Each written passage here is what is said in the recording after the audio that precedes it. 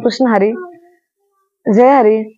आणि आज आम्ही केम या गावामध्ये, म्हणजे माझ्याच गावामध्ये केम मध्ये गोमाता मंदिर केम किंवा गोसेवक परमेश्वर महाराज तळेकर यांच्या गो मंदिरामध्ये आलेलो आहोत. एवढं छान वाटलं मंदिरामध्ये आल्यानंतर की खरंच गाई आणि आई याच्यामध्ये काही फरक नाही. जसं की मराठीमध्ये म्हण आहे की पशु पक्ष्यांना जीव लावला तर पशु पक्षी सुद्धा जवळ येतात, माणसांना जीव लावल्यावर माणसं जवळ येतात. जसं माणसांना जीव लावल्यानंतर माणसं जवळ येतात, तसंच प्राण्यांना तुम्ही जीव लावला, प्रेमाने ओंजळलं, त्यांना थोडीशी माया दिली की ते सुद्धा आपल्याशी होऊन जातात. तुकाराम महाराजांनी सुद्धा सांगितलेलं आहे की वृक्षवल्ली आम्हा सोयरे वनचरे, म्हणजे झाडांना पशु पक्ष्यांना जीव लावला तर ते सुद्धा आज आपले होतात.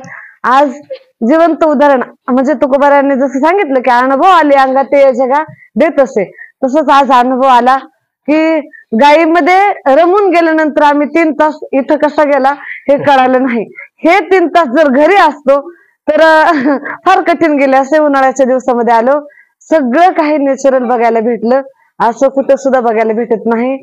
आणि कपिला विशेष म्हणजे सगळ्यात महत्वाचं काळी कपिला, नंतर गावरान गाई, आपली भैरू असेल, सगळ्यांचं दर्शन झालं. आणि सगळ्यात महत्वाचं म्हणजे महाराष्ट्राचे लाडके गोसेवक असणारे परमेश्वर महाराज तळेकर यांचं सुद्धा आज भगवंताच्या आशीर्वादानं दर्शन झालं. त्याबद्दल तुमचे सुद्धा धन्यवाद. आणि एवढी सेवा करताय, थोडीशा कधीतरी आम्हालाही तुमच्या गायांची सेवा करू द्या, एवढीच तुमच्याकडे विनंती असेल. आणि एवढे बोलून मी माझी 2 शब्द सांगतो. आणि वेळ दिला, वेळात वेळ काढून आपण सगळं बारकाईनं पाहिलं आणि आपल्या वाणीतून मुखातून जे तुम्ही हे केलं हेच तुम्ही समाजापुढे तुमच्या कीर्तनातून 1-2 मिनिट जरी तुम्ही गायीविषयी बोललात तर घराघरामध्ये गाय वाचायला वेळ लागणार नाही. निश्चित मांडू. आणि गाय वाचवा देश वाचवा हाच आमचा संदेश आहे, एवढीच आमची इच्छा आहे. कारण तुमच्या कीर्तनातून तुम्ही जर फक्त एक गाय वाचवा देश वाचवा संदेश दिला आणि नुसती गाय वाचवा म्हणू नका, गाय कशी वाचल, गाय काय आहे, आता जे तुम्ही बघितलं इथं की काय प्रोडक्ट बनतंय, काय औषध बनतंय. साधं तुम्ही घरातून जर तुम्ही त्या एखाद्या रोग्याला तुम्ही त्या गोमूत्राचं औषध सांगितलं, त्याच्या घरात रोज गोमूत्र प्यायला सांगितलं, त्याच्या घरात शेणाचं सारवण करायला सांगितलं तर सगळे आजार दूर होतात. म्हणजे हे गायचं सायन्स सांगायला पाहिजे, त्यावेळेस गाय वाचणार. नाही तर नुसतं गाय वाचवा म्हटला तर गाय तयार नाही. कारण ते गाय बी उपाशी राहणार आणि मालक बी उपाशी राहणार.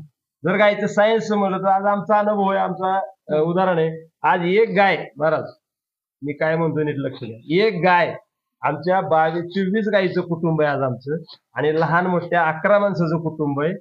3.5 एकर शेतीमध्ये आनंदी जगतोय. आणि पहिलं 3.5 एकर शेतीमध्ये आम्ही 4 माणसाचं कुटुंब, म्हणजे 2 मुलं आणि नवरा बायको, 4 माणसाचं कुटुंब कर्जाचा डोंगर घेऊन आम्ही डोक्यावर फिरत होतो.